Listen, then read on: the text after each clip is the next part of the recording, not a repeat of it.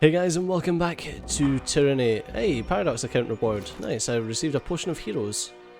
What does that do? Oh, that's cool. Holy shit. That's actually really helpful. Just for logging into my Paradox account, I suppose. Rotten ruin. Better recovery than that bronze hammer that I'm using. Slightly less DPS, but more armor pen. I think we'll equip the Rotten Ruin. I don't know where I got that from. It sparks though.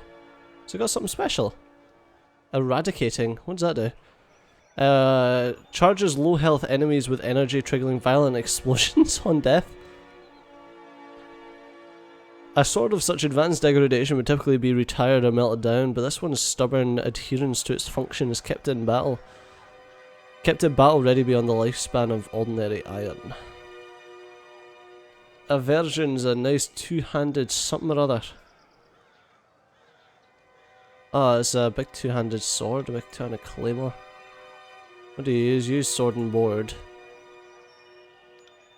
And nothing else. And you use a bow. I don't have anyone that uses...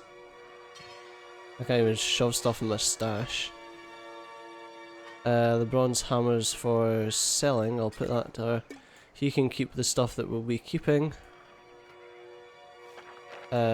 Cheeses and like consumables will be kept on my character. Cheeses. Got extra slash, less pierce, more fire, less frost. Wait, you any good? You're wearing the same as my guy, and you can't change your stuff, so. Looks like that's for the chopping block. What's this? A sanguine scroll. The fringes of a scroll are splattered with blood that has not faded and retains its sickening moisture. Accessory, fine. Blood of the fallen. Corrode damage, AoE versus endurance for foes. Alright, that's pretty cool. So I can put it on me. That gives me tenacity, which gives me an extra 2 resolve. And that gives me some quickness. I think I would prefer to move the sanguine scroll onto my character. You can have the resolve. You can hold my Fatebinder seal. That's pretty anal of me, isn't it? It's like, here, have my Fatebinder seal, women. They drop recovery far too much for me to be that interested in them. 1.5 armor and some extra unarmed DPS, but nothing I'm really too interested in. You've got 3 healings, you've got 5, you've got 2. I'll give you an extra healing. Inventory management for the win. Okay. Salvados, we haven't spoke to you yet. He nods curtly. Oh, we have actually. Yeah, farewell. Right. I spoke to Death now. Oh, someone says that I missed a chest back in the other area, and I'm kinda gutted. Okay, the 5th eye must authorize all prison visits. There's 5th eye there. Oh, you want Sniggler? Upon noticing your approach, the merchant straightens his posture and smells. What an honour! The name's Sniggler Dagos, originally from the relative tranquility of the Northern Empire. I've since accepted nomadic life for the sake of keeping Karos forces supplied with only the finest goods, local and imported. Let me see your wares. He wants a little. It's not much, but let me know if you see anything that piques your interest. Ah, he's got like Scarlet Core stuff. Some healing potions. Right, I do have some stuff to sell though, mate.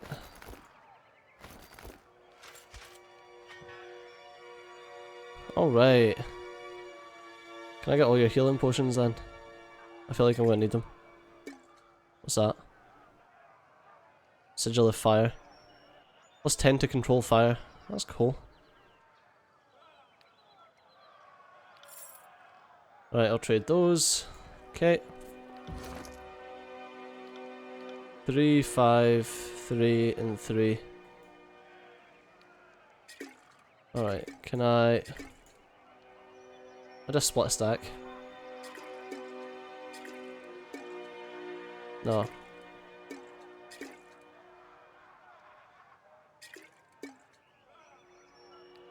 Okay. Ah, there you go.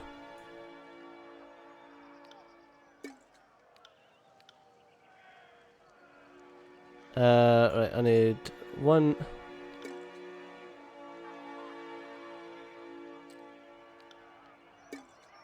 So that's you got 4, you've got 4.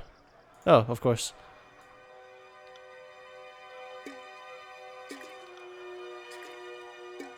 There we go. Everyone's got 5 healing potions now. Perfect.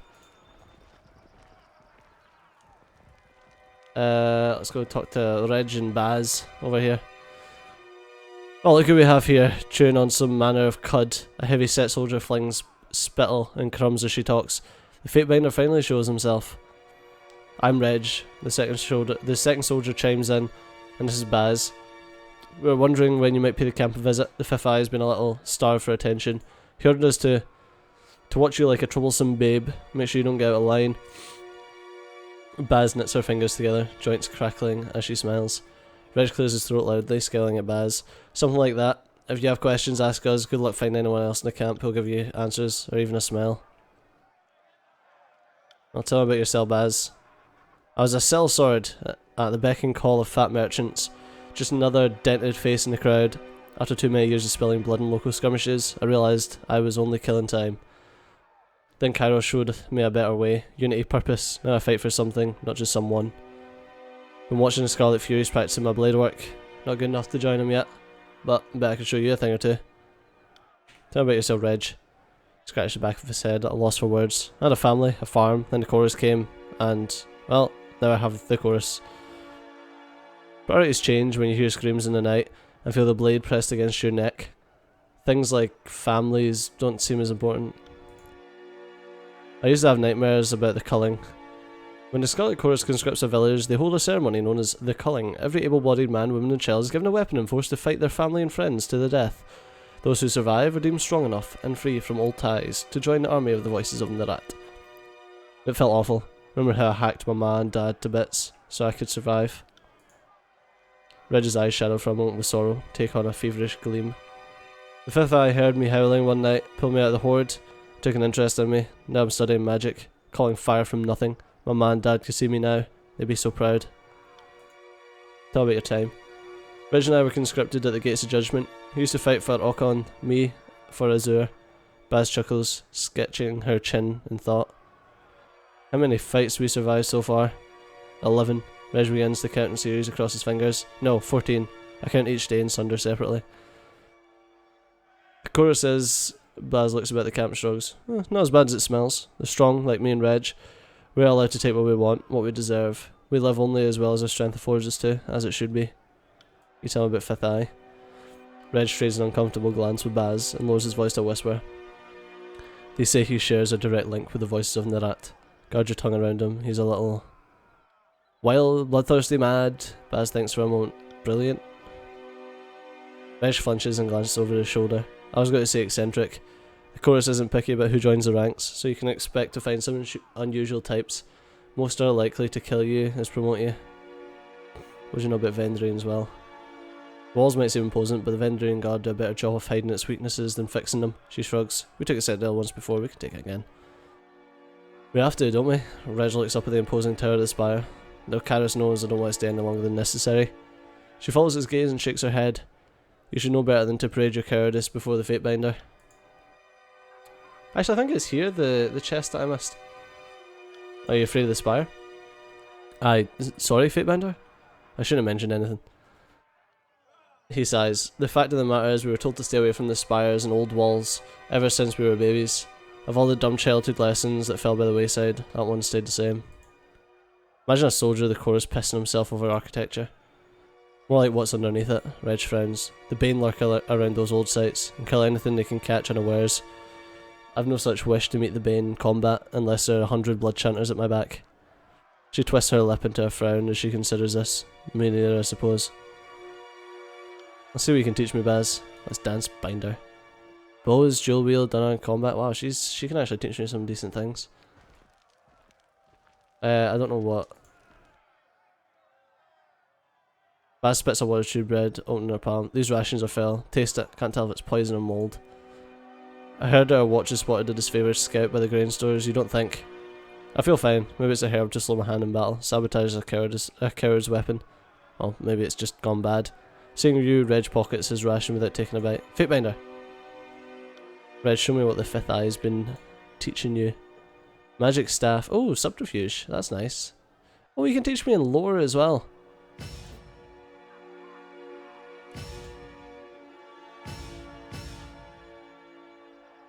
I kind of want to... I don't know if I should be learning lore. I was cheap anyway. I'm not too worried. Right, let's go and talk to fifth eye. Oh, actually, no. There was supposed to be a chest up here. Yeah, because that was the one that I couldn't grab, and someone says there was another chest somewhere. So maybe it was further back here that we missed. It says it was near the chest that you can open. Ah, there, it's there. Perfect. What's that? Fragment of Blood Chanter's cloak. Scarlet dyed swatch of fabric is embroidered with swirling sigils of the Blood Chanter's skill and magic. Can be sold to a merchant for spare parts. Okay. Right, let's head up here. We'll talk to this guy.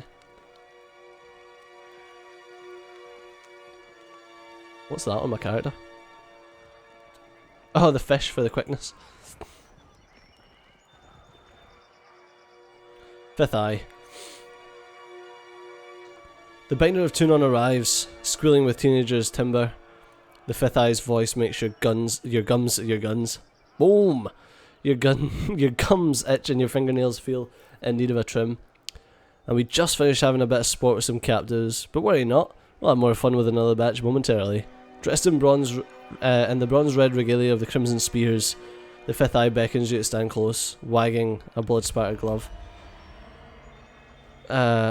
Have you come here to order the Scarlet Chorus to die so that disfavored might live?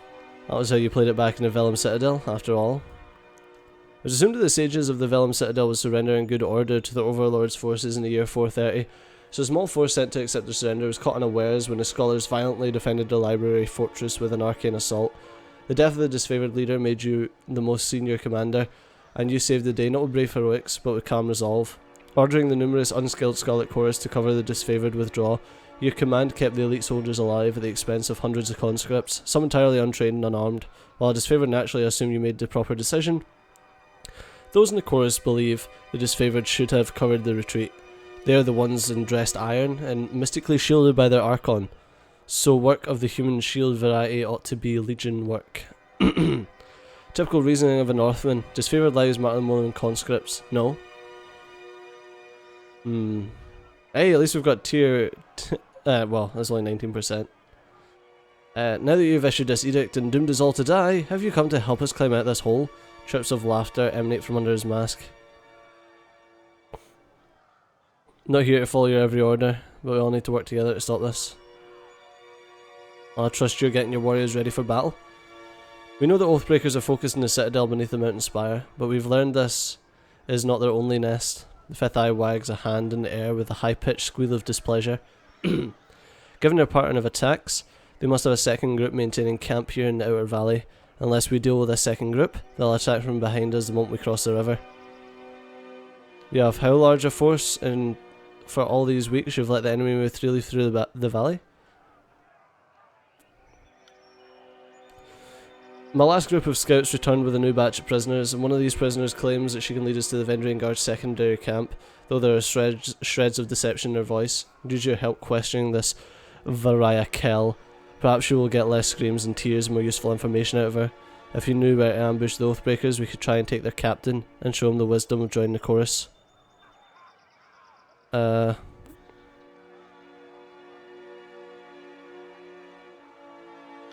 speak with the prisoner. I'll meet you there, she's waiting by the other prisoners. Varia Kell. Alright, we'll wait on him fucking waddling over here then.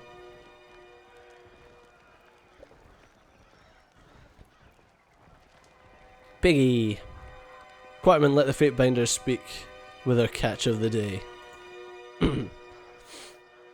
Please, someone! I wish to bow before the voices of Narat. I thought all could find redemption in the chorus. A woman in a makeshift armour of the Vendrian Guard lurches forward in agony. Her soil-trembling legs suggest she's been forced to stand for days. This one, he flippantly waves at the prisoner, Was hollering earlier that she knows the location of the Vendrian Guard encampment, but she hasn't been entirely honest. I told this thing, the prisoner turns pale a moment before the look of determination comes over her face, that I wanted to guarantee I'd live and be welcomed into the chorus as a captain, and then I'll talk. Otherwise they'll just kill me once I've opened up. I was dumb enough to join with the Vendrian Guard, but I'm not dumb enough to give away my bargaining bronze. You claim you would disavow your people for the Scarlet Chorus. Why the change of heart? Because I want to live, and you don't need to be the Archon of Premonitions to know that the younger realms are gone for good. She blinked several times, catching her breath. Kairos is the new strength of the Tears, and I would rather stand with the Archons than be crushed by them. Why should I trust the words of an Oathbreaker? Suppose I've got no words to answer for that. Varaya's eyes fall to the ground. She swallows nervously. When I joined them with the Vendrian Guard, I accepted their broken vow unto myself. Have you not felt passion for a foolish cause, once you later came to regret? Well, my surrender is sincere, and I'm willing to bow before the voice of Narat to prove it. I'll tell you what you know, and I'll see about your release. I heard the chorus is looking for Captain Pelox Florian and his crew. I can lead you to them, but only if you release me. She turns her head, taking a long look at skewered and mouldering corpses around her. She tugs at her restraints to no avail. You're lying. Why don't you tell me what you actually know? I'll see about saving you. You gain 9 subterfuge. Well, you see, shaken by her demand, her lips move wordlessly for several seconds. So I don't know exactly where the rest of my crew is, but I can tell you. She shakes her head, catching her breath. Search that one. She reached up with her right leg and points with her foot, calling attention to a nearby pile of corpses. The tall dark one, missing most of his face. Check his left boot. He was illiterate in her crew. He had the orders. With a snap of his fingers, a pair of choirmen yank the boot off the fallen guardsman. A rolled parchment slides out of the boot and is thrust into the Fifth Eye's hands. He unfurls the scroll to give it a read. It's nonsense, just a mash of words. Laughter erupts from under the mask. She says she has information, she gives us garbage. Slay this wretch for wasting our time. He snaps his fingers at a nearby Scarlet Fury, who promptly snatches a long knife from her belt. I heard her say she'd swear fealty to the voice of Narat. An initiation rite would be in order. Seeing as you're an expert on the subject of fate, I'll entertain your wisdom on the matter. What then would you propose we do with her? Point to the other two prisoners. Let's test our loyalty.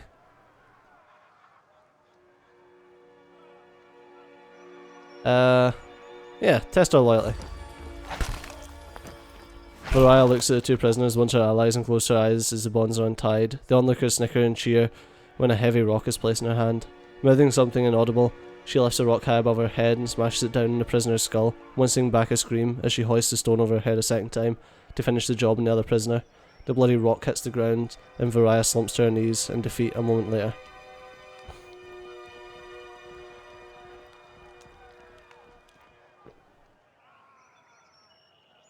Good. Fifth Eye places his bloody hands on the trembling woman's shoulders and nods to her. Welcome to the Scarlet Chorus. Do not fail us. As a pair of soldiers come to lift Varaya, the Fifth Eye turns to you, his voice filled with glee. Where's the salve to clean up the offal when you need it?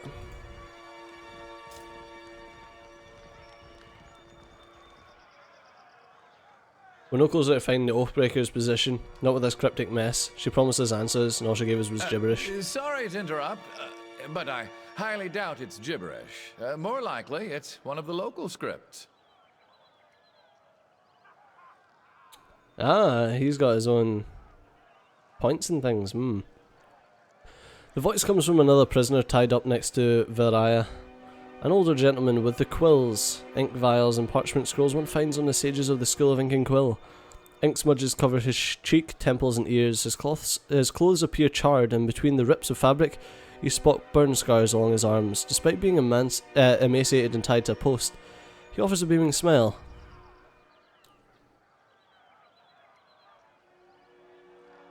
Who are you? I'm Sage Lantry, one of the hired quills that was coordinating missives between the Vendrian Guard captains. They aren't paying me anymore and aren't coming to my rescue. So I'll decipher that parchment for you. That's what smart prisoners do, right? Make themselves useful. Running a household army requires a great deal of logistics know-how, and it helps to be literate and capable of maintaining your own records and ledgers. Most leaders employ assistants known as hired quills to log harvests, schedule payments, balance payrolls and dictate letters to friends and rivals. Oh, can you read this? Let me see. I can't. Uh-huh. He holds a parchment in front of the bound sage, and his eyes dart down the length of the missives.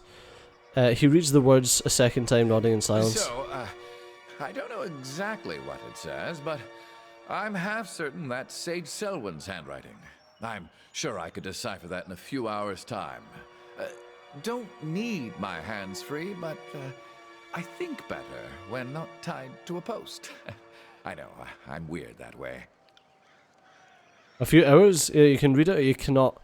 What use the sage that doesn't know his letters? I've heard all I need to hear. I say we have some fun with this one. Can't hurt to give him a few hours. You read the edict. You don't need to tell... I don't need to tell you the sundial is working against us.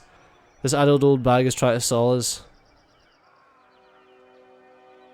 The voice in the rat will be upset to know you squandered a source of enemy intelligence. How true. Then we shan't put him to waste. He will serve as a most riveting source of amusement as we put him on trial. Fatebinder, I beseech you, be my advocate for this trial. I'm no fool. I know the chorus uses blood, not words, to settle these matters. But you are a servant of the Archon of Justice, are you not?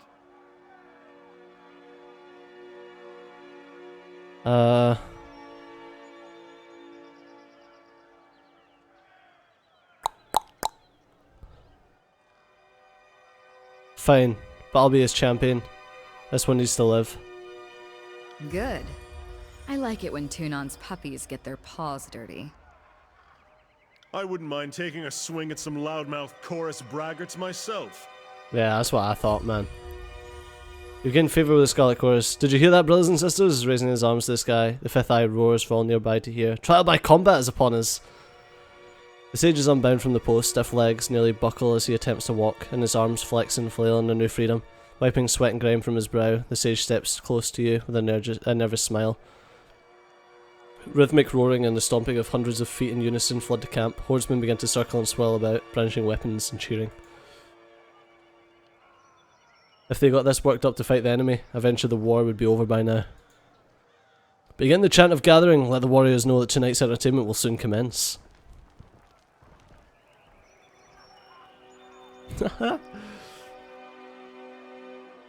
Brothers and sisters, who amongst you sets the standard for strength? Who amongst you will help winnow the weak from the strong? The fifth eye waves his hands in the air, drawing in a gathering of chorus soldiers.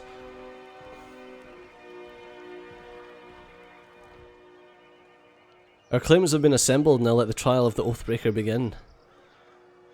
But, unfortunately that is all we have time for in this episode, so as always, thanks a lot for watching. I've been CJ, you've been awesome, and I'll see you next time. Bye bye.